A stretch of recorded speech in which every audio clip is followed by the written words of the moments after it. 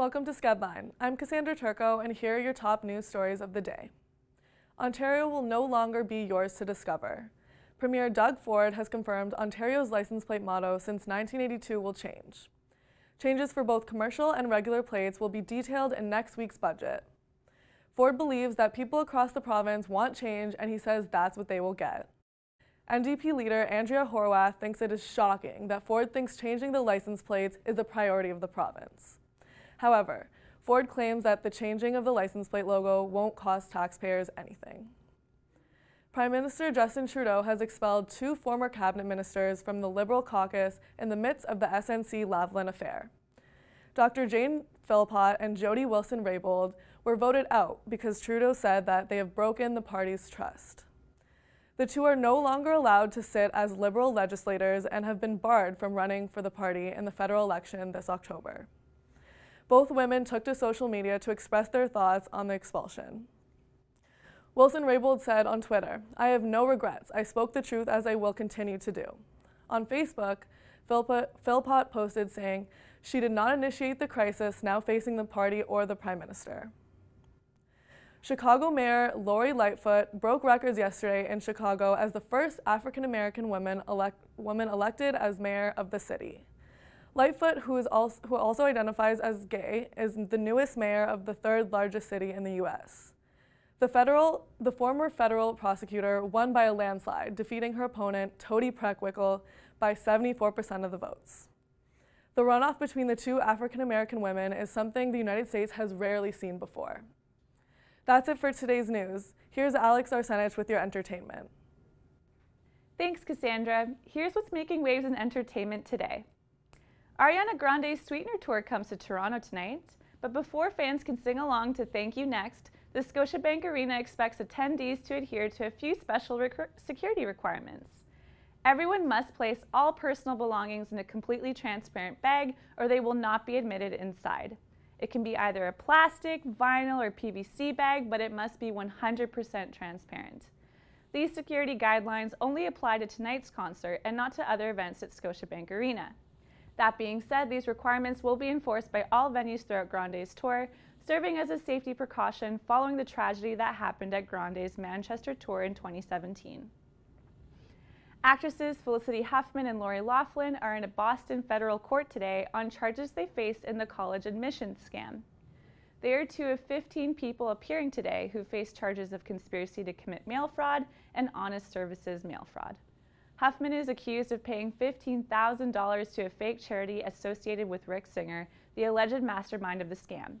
The money was supposed to help her daughter succeed on a college entrance exam.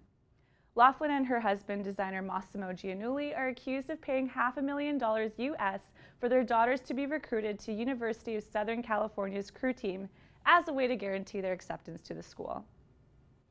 Gimme, gimme, gimme a new ABBA song? Despite the fact that the pop group broke up 37 years ago, ABBA's Bjorn Ulvaeus says fans can look forward to a new ABBA song, which will be released sometime in September or October.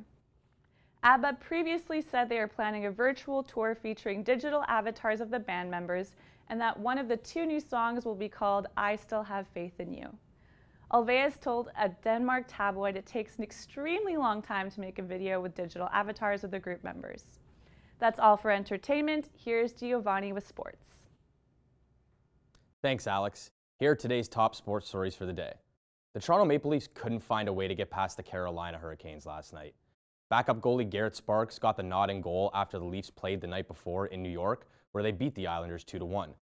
The Hurricanes wired 37 shots at Sparks, and that proved to be all it would take as they defeated the Maple Leafs 4-1. It was a big 2 points for the Hurricanes as they keep scratching to stay in wildcard contention for the playoffs. But the Leafs, on the other hand, have already clinched their playoff spot and now have 2 games remaining before their Cup quest begins next week. The Leafs already have the Boston Bruins in their sights as they will meet for the 2nd straight time in the first round this year. The past history between these 2 teams in the playoffs have not been favorable towards Toronto. We all remember 2013 and last year, but the Leafs will have to put that behind them and start fresh. Their final 2 games will be against the league-leading Lightning tomorrow at Scotiabank Arena and then conclude the season in Montreal against the Habs on Saturday night, which will also be legendary broadcaster Bob Cole's last game. Shifting to the hardwood, the Toronto Raptors are in the Big Apple to take on the Brooklyn Nets tonight. The The Raptors are on fire, winning 7 of their last 10 games, but Brooklyn, on the other hand, they've lost 6 of their past 9. This game is big for the Nets as they need to keep grabbing points to maintain their 7th seed in the Eastern Conference. The Raptors are 2-1 against the Nets for the season series, and with the way the standings are right now, if the playoffs started today, these two teams would meet in the first round. 2014 was the last time these two met in the playoffs, and Brooklyn took that series in the final seconds of Game 7. The Raptors are a way different team this time around and should have no problem against the Nets. Tip-off is set for 7:30 tonight. March is officially over, but the madness continues this Saturday as the Final Four is set in Minneapolis. 1-seed Virginia will take on 5-seed Auburn, and then 2-seed Michigan State will take on 3-seed Texas Tech. Stay tuned to skedline.com tomorrow, where reporters Mike, Brandon, and Aaron bring you through all the details of the Final Four. The Toronto Blue Jays opening week continues today as they take on the Baltimore Orioles at 4:07 p.m. down at the Rogers Center. The Jays were victims of a 2-1 loss last night to Baltimore as Marcus Stroman only went a 5 2/3 innings pitched, giving up 9 hits, 2 runs, and only recording 5 strikeouts. Veteran pitcher and newest Blue Jay, Matt Shoemaker, takes the bump tonight against Baltimore's Nate Carnes. Shoemaker was absolutely outstanding in the Blue Jays' debut last week against the Tigers, where he went 7 full innings without giving up a run. Shoemaker will look to continue to throw that heat tonight.